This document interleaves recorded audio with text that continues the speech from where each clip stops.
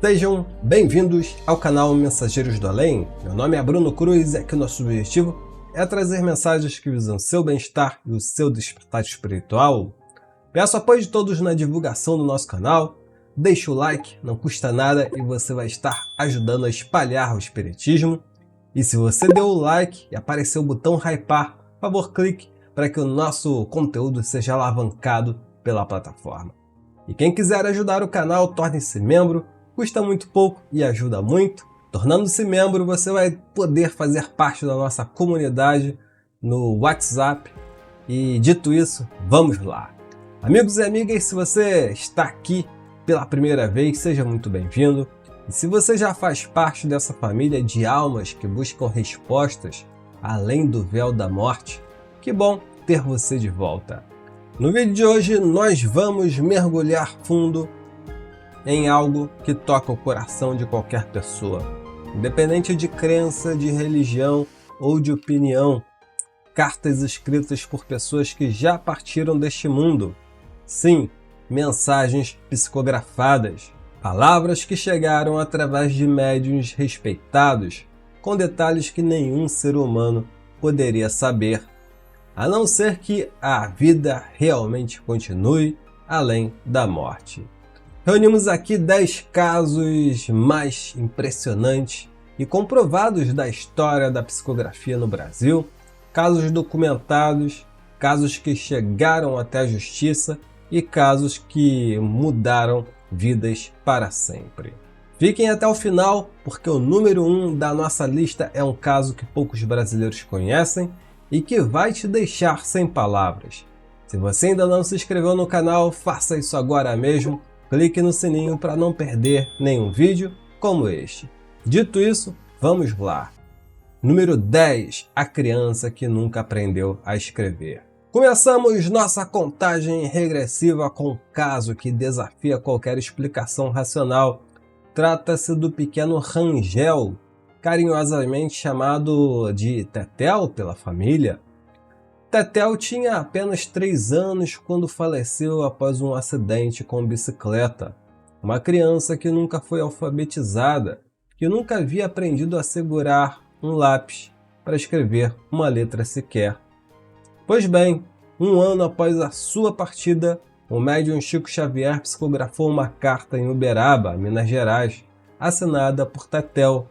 E o que surpreendeu a família inteira foi que a carta trazia uma caligrafia infantil, vacilante, como se uma criança pequena estivesse segurando a caneta. E mais, o texto continha apelidos carinhosos de dentro da família, como Volico e Tia Gilda, e uma amiga presente na sessão chamada Tia Lé, que ninguém havia mencionado ao médium. Como uma criança que nunca escreveu poderia assinar uma carta? Como Chico Xavier poderia conhecer os apelidos íntimos daquela família? Essas perguntas continuam sem respostas científicas até hoje. E número 9, o neto de Chico Anísio. Chico Anísio foi um dos maiores humoristas que o Brasil já produziu. Um homem que fez milhões de brasileiros gargalharem por décadas. Mas a família Anísio também conheceu a dor. Ryan Brito, neto querido de Chico Anísio, faleceu de forma trágica após um afogamento. Uma perda devastadora para toda a família. O que comoveu o Brasil foi o depoimento emocionado da mãe de Ryan, ao receber uma carta psicografada do filho. Uma mensagem que descrevia detalhes da vida do jovem e sua personalidade, de memórias compartilhadas, coisas que apenas quem conviveu com ele poderia saber. A mãe, em lágrimas, confirmou publicamente a autenticidade emocional daquele testemunho e disse algo que resumiu tudo, abre aspas, só ele poderia escrever isso, fecha aspas. Seu filho vivo, perplexo pela nova realidade, é Ryan Brito, filósofo, mas feliz por constatar, é o vocabulário dele, que muito do que já pensava é real. Ryan Brito. Mãe, continue sua luta sem medo, pois a discussão tem feito muitas pessoas pensarem, mas também não se iluda, mãe amada, toda proibição estimula. peço que continue, aprimore e transcenda nesta proposta de conscientização. E número 8, a ex-miss que inocentou o marido. O ano é 1980, Campo Grande, Mato Grosso do Sul. Cleide Maria Dutra, ex-miss da capital sul-mato-grossense, é atingida por um disparo de arma de fogo e falece dias depois no hospital. O marido, José Francisco Marcondes, é acusado de homicídio e preso. O caso ganha repercussão nacional e a situação parecia irreversível, mas então aconteceu algo absolutamente inédito na história do direito brasileiro. O marido procurou o médium Chico Xavier e recebeu uma mensagem da própria Cleide, afirmando que o disparo foi acidental, que ela não culpava o marido e que a morte foi um infortúnio e não um crime. As 3 cartas psicografadas por Chico Xavier foram anexadas ao processo pelo advogado criminal Ricardo Trade, considerado um dos maiores tribunos do Mato Grosso do Sul. No primeiro julgamento, o réu foi absolvido por 7 votos a 1. E o caso ganhou dimensão internacional e inspirou o livro Vida Após a Morte no júri. Até hoje é um dos casos mais debatidos nos cursos de direito do Brasil. E número 7, a roleta russa e o perdão do além. Em 1976, Goiânia, Goiás, 2 amigos, Henrique Emanuel Gregores e João Batista França, estavam em uma festa com outras pessoas e em determinado momento, numa brincadeira fatal chamada roleta russa, aconteceu o impensável. Henrique morreu com um disparo acidental. João Batista foi preso e julgado por homicídio. A família de Henrique estava completamente arrasada. Antes do julgamento do recurso, a família procurou Chico Xavier e o que aconteceu em seguida deixou todos em choque. Uma carta chegou assinada por Henrique, pedindo que a família perdoasse João Batista, afirmando que o amigo nunca teve a intenção de machucá-lo. A família, tocada pela mensagem, desistiu da apelação e o juiz Orimar de Bastos, da 6ª Vara Criminal de Goiânia, aceitou a carta como prova e absolveu o réu. Foi considerada a primeira vez na história jurídica mundial que alguém foi inocentado com base em mensagens do plano espiritual. Bom, amigos e amigas, comentem aqui embaixo se você acredita que a vida continua após a morte. Quero muito ler suas histórias e aqui a gente acredita, afinal o nome do canal já diz tudo. E agora vamos para o número 6, o amigo que salvou o amigo. No mesmo ano de 1976, outro caso semelhante chegou ao mesmo juiz Orimar de Bastos, em Goiânia. E dessa vez a história é ainda mais marcante. Maurício Garcês Henriques, um jovem de 15 anos, foi atingido por um tiro acidental disparado pelo melhor amigo José Divino Gomes, de 18 anos. 2 jovens, uma tragédia, uma amizade interrompida pela morte. José Divino foi preso e a situação parecia sem saída. A família de Maurício estava destruída. Durante anos, os pais de Maurício visitaram Uberaba repetidamente, assistindo às sessões de psicografia de Chico Xavier. E finalmente, após 2 anos, chegou a mensagem do filho. Na carta, Maurício dizia que o amigo não teve culpa e que o disparo foi acidental, que ele mesmo inocentava José Divino e pedia que os pais não alimentassem a dor no processo. E o pai de Maurício escreveu ao tribunal, abre aspas, a mensagem do nosso filho nos abalou as estruturas. Ele veio em socorro do seu amigo, esclarecendo a verdade dos fatos. Fecha aspas. O réu foi absolvido e o pai de Maurício passou a acreditar em vida após a morte. Quando eu analisei aquela mensagem com o depoimento do José Divino, eu vi que aquele ali tinha que ser dado um crédito. Foi eu que eu dei o crédito. Os pais da vítima aceitaram o veredito. as mensagens dele, a maioria delas era em defesa do Zé Divino. Ele queria livrar o Zé Divino. Então foi o Moro que falou e eu acreditei na palavra do Moro. E número 5, a mãe de Chico Xavier escreveu para o filho. Esse é o único, absolutamente o único na história da espiritualidade brasileira. Maria João de Deus, mãe do próprio Chico Xavier, faleceu quando Francisco Cândido tinha apenas 5 anos de idade, uma ausência que marcou para sempre o coração do menino. Décadas depois, quando Chico já era adulto e o maior médium do Brasil, a própria mãe passou a se comunicar com ele através da psicografia. O filho psicografava cartas da mãe para si mesmo. Essas mensagens foram reunidas no livro Cartas de uma Morta, publicado pela editora Leike.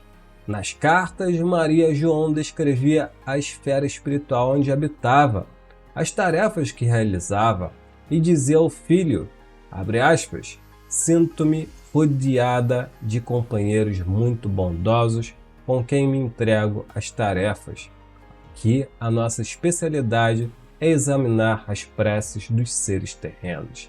Fecha aspas. É a mãe que partiu cedo demais e continuando a cuidar do filho do além. Se você não se emocionou com isso, precisa verificar seu coração. Bom, amigos e amigas, vamos para o número 4, a filha de Ana Rosa. A atriz Ana Rosa é um dos grandes nomes do teatro e da televisão brasileira. Uma mulher de talento imenso, reconhecida pelo público durante décadas. Mas, em 17 de novembro de 1995, a vida dela virou de cabeça para baixo. Sua filha, Ana Luísa, nascida em 10 de dezembro de 76, faleceu em um trágico acidente de automóvel.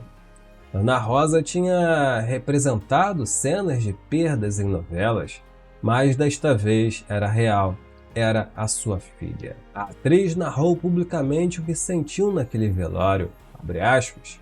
Eu não queria acreditar que estivesse vivendo aquilo de verdade. Fecha aspas. E então chegou a carta, psicografada pelo médium Divaldo Franco, um dos maiores expoentes da espiritualidade brasileira. A mensagem trouxe palavras de Ana Luísa para a mãe, com detalhes tão íntimos e tão particulares que Ana Rosa confirmou em lágrimas. Só a filha poderia saber aquilo. O depoimento da atriz, compartilhado publicamente, emocionou o Brasil inteiro. Uma mãe que reencontrou a filha através de palavras. Uma dor que encontrou consolo além da morte. E a coisa mais linda e a mais recente que eu recebi foi através do Divaldo, que eu não me esqueço. Essa foi realmente um presente do céu. Foi uma comunicação da sua filha. Foi. E aí é que tá, Ana, eu não fui buscar, eu não estava procurando. A gente estava participando da festividade de 50 anos do Seara Fraterna e o Divaldo veio fazer uma palestra, eu fico emocionado, mas eu vou falar. Veio fazer uma palestra e no meio assim, o Divaldo subindo no palco, eu descendo, o Divaldo disse, eu preciso falar com a senhora. Falei, tá bom. Subi, apresentei o restante, né, da festividade e depois fui procurar o Divaldo para saber. Ele me deu um recado, assim, da Ana, que foi a coisa mais linda. Cheguei em casa, escrevi tudo para não esquecer nenhum detalhe. Assim, entre várias coisas, ela me disse, me corrija se você lembrar, que tinha sido muito bom eu e meu marido termos continuado na doutrina. Muito importante que nós não tivéssemos nos revoltado na época do acidente, ela foi atropelada. E que ela estava trabalhando com um grupo de jovens, estava acompanhada da minha avózinha, ali, naquela festividade. E o Divaldo disse assim, enquanto a senhora estava no palco, ela estava abraçada com a senhora, ele descreveu a minha filha fisicamente, e que ela dizia assim para ele, essa aqui que é minha mãe, ó, é essa aqui. Se esse vídeo estiver aí te tocando, né, deixa aquele like agora mesmo, né, para não esquecer, ele ajuda demais o canal e a levar, claro, essas histórias para mais pessoas. Bom, amigos e amigas, vamos para a carta psicografada de número 3, Nair Belo e o filho Manuel. Nair Belo, um nome que ficou para sempre na história da televisão brasileira. Uma das maiores comediantes do nosso país, amada por toda uma geração, atriz de novelas inesquecíveis como A Viagem, e foi em 1975 que Nair perdeu o filho Manuel Francisco aos 20 anos de idade em um acidente automobilístico. A perda devastou a família. Nair mergulhou em profunda depressão. O humor que ela tanto oferecia ao mundo sumiu. Foi o espiritismo que trouxe de volta, e foi Chico Xavier quem entregou a mensagem mais esperada. Nair visitou o médium em Uberaba 4 vezes. Nas 3 primeiras, nada. E na 4ª visita, em 77, no Grupo Espírita da Prece, enquanto dezenas de famílias estavam na sala, Chico começou a escrever. Era Manuel. E em entrevista ao SBT em 1995, Nair revelou com voz emocionada o trecho que a desfez. Abre aspas. A gente estava jantando e combinando de ir passar o Natal em Limeira. E ele falou, eu não vou. E eu perguntei por quê. Tivemos uma discussão. E a carta contava esse episódio, palavra por palavra. Uma conversa íntima entre mãe e filho dias antes da morte. Abre aspas. Por entender a vida espiritual e receber a carta de Chico Xavier, tudo me ajudou a viver, disse a atriz. A carta, segundo Nair, foi o que tirou ela do fundo do poço e foi tão impactante que a autora Ivani Ribeiro utilizou como inspiração para a novela A Viagem, a primeira edição, claro, e um marco aí da televisão brasileira sobre a vida após a morte, né? E a gente tem vários vídeos sobre a novela A Viagem aqui no canal, recomendo que vão assistindo aí, maratonando os vídeos antigos do canal. E-mail, depois de várias idas a Uberaba, eu tive a graça de receber uma carta psicografada de 90 páginas naquela noite, né, Chico? Né? E com muitos detalhes, com muitas coisas lindas, com Claro que eu fico comovida, me desculpe, mas para mim foi muito bom, porque eu aprendi com o Chico Xavier e com a mensagem também, que a gente tem mais que tudo na vida ter fé em Deus. Então o Chico, mais do que a mensagem, ele me ensinou isso. Que se você tem família, se você tem outros filhos, você tem que fazer até uma força sobre-humana para superar essa dor que é a perda de um filho, que é para o resto da família não sentir. Então essa força o Chico Xavier me deu. Além da mensagem maravilhosa, com uma frase que só eu sabia, mais ninguém, que nem a família sabia, que eu achei maravilhoso, um papo numa hora de jantar, que o Chico escreveu lá, e aliás nunca comentei com ele, mas é o que eu quero dizer. Antes da mensagem, a força que ele me deu, a força de dizer que eu tenho que acreditar em Deus, que Ele está lá e que nós temos uma família e temos que continuar a cuidar dela. Bom, vamos agora para a carta de número 2, a Chapecoense e o diretor que voltou para consolar. Em 28 de novembro de 2016, o mundo inteiro parou. O avião da Chapecoense caiu nas montanhas da Colômbia, levando consigo jogadores, comissão técnica, jornalistas, funcionários, enfim, 71 mortos. Uma tragédia que partiu o coração do Brasil e do futebol mundial. Entre as vítimas estava Cadu Preus, diretor do clube, um homem dedicado à Chapecoense, à família e ao esporte. E em janeiro de 2018, a família de Cadu Preus divulgou um vídeo emocionante, uma carta psicografada de Cadu para os seus. Na mensagem, ele descrevia detalhes de sua vida no plano espiritual, falava sobre o acidente, sobre como foi o processo de transição das vítimas e trazia palavras de conforto para a família que ficou. Os detalhes contidos na carta eram impossíveis de serem inventados por qualquer estranho. O vídeo aí viralizou nas redes sociais e tocou a vida de milhões de pessoas que acompanhavam o caso da Chapecoense. Uma tragédia que se transformou em mensagem de esperança. Uma morte que se tornou ponte entre dois mundos. Eu tenho uma certeza que ficaram muitas perguntas, vários questionamentos a respeito do nosso desencarne. Tantos sonhos frustrados e interrompidos, tantos jovens, cada um com uma história, uma vida, todos felizes, dando o melhor de si mesmos. Sim, o que parece ser injustiça, que quando visto de cima, todas as ideias e conceitos sobre o divino são repensados, refeitos, colocados em teste, em refazimento. Quero primeiramente que saibam que nada acontece por acaso. Não existe vítimas no universo. E agora vamos pro top 1, o número 1, o caso que poucos conhecem, a mãe que encontrou o filho pelo além. Amigos e amigas, esse caso aconteceu no Ceará e é provável que você nunca tenha ouvido falar dele, mas depois de hoje você nunca mais vai esquecer.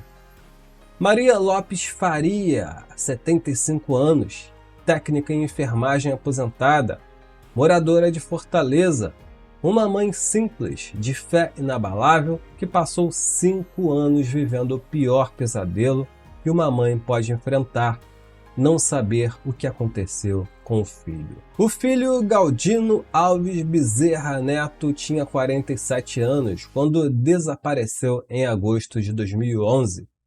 Na última vez em que falou com a mãe, pediu dinheiro para visitar a cidade de Canindé e seguir para uma vaquejada em Maranguape, e nunca mais voltou.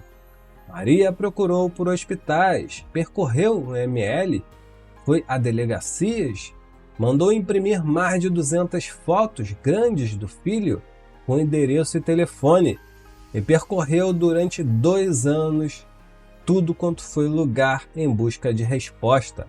E nada, nenhuma pista, nenhuma notícia. Até que, em 2014, uma amiga aconselhou a ir a um centro espírita. Maria era católica, nunca havia frequentado um centro espírita na vida. Mas a dor de mãe é mais forte que qualquer barreira religiosa. Ela passou a frequentar a casa espírita Lar de Clara, em Caucaia, na região metropolitana de Fortaleza.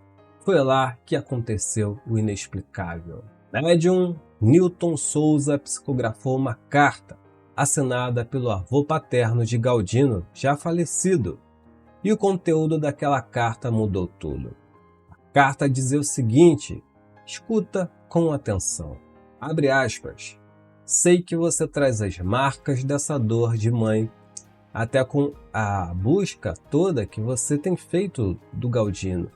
E por isso, em Canindé, você vai rezar ao nosso santo, mas vai antes, precisa olhar as ossadas da Lagoa do Juvenal no caminho do Maranguape.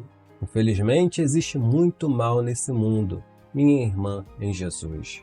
Sou o avô dele e estou na proteção, mas não posso adiantar nada quanto isso faz parte da tua necessidade de evolução espiritual.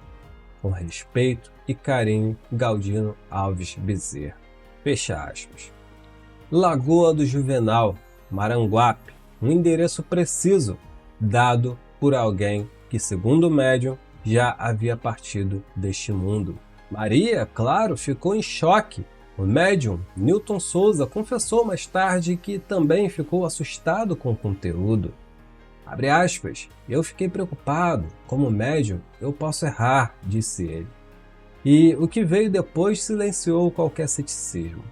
Dona Maria foi à delegacia de Maranguape, perguntou sobre ossadas encontradas na região, descobriu algo que a polícia nem havia conectado ao seu caso.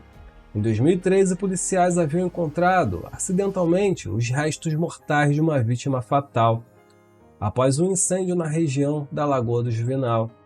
Sem identificação, o corpo havia sido enterrado no cemitério municipal como indigente. Os restos mortais foram exumados. O exame de DNA foi realizado. O resultado confirmou: era Galdino. 5 anos de angústia, mais de 200 fotos impressas, quilômetros percorridos em busca de resposta, e foi uma mensagem do plano espiritual, através de um médium que não conhecia Maria, que não sabia nada sobre sua história, quem apontou o endereço exato onde o filho repousava.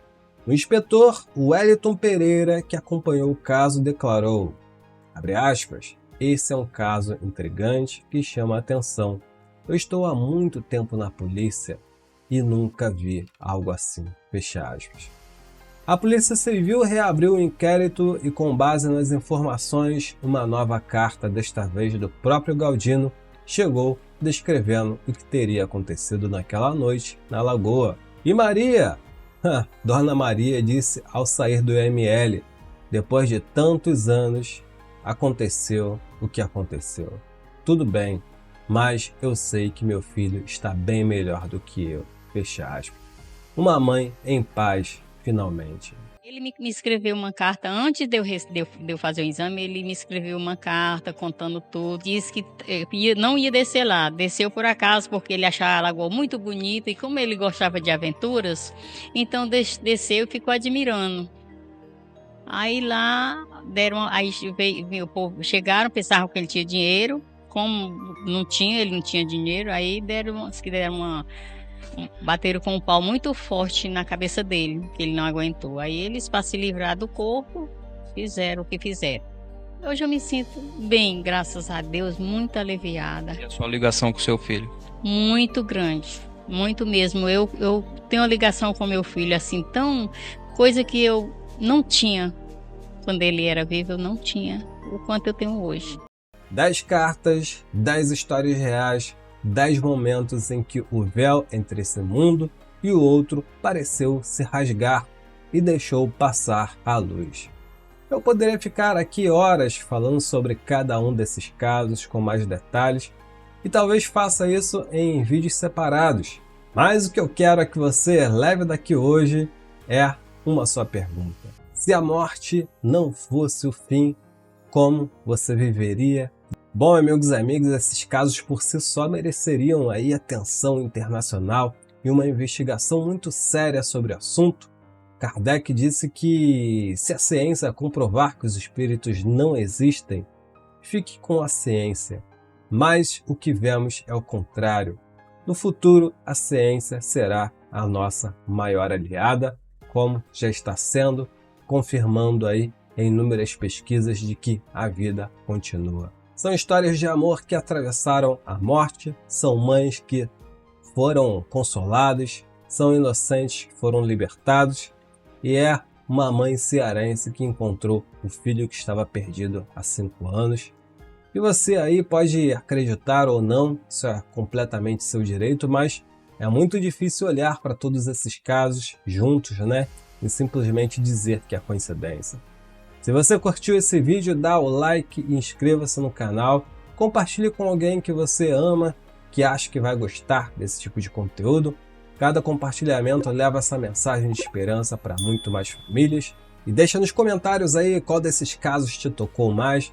Se ou alguém da sua família já teve uma experiência assim, conta aí pra gente. Eu sou Bruno Cruz e esse é o canal Mensageiros do Além. Namastê, muita luz para todos e até o próximo vídeo. Tchau, tchau!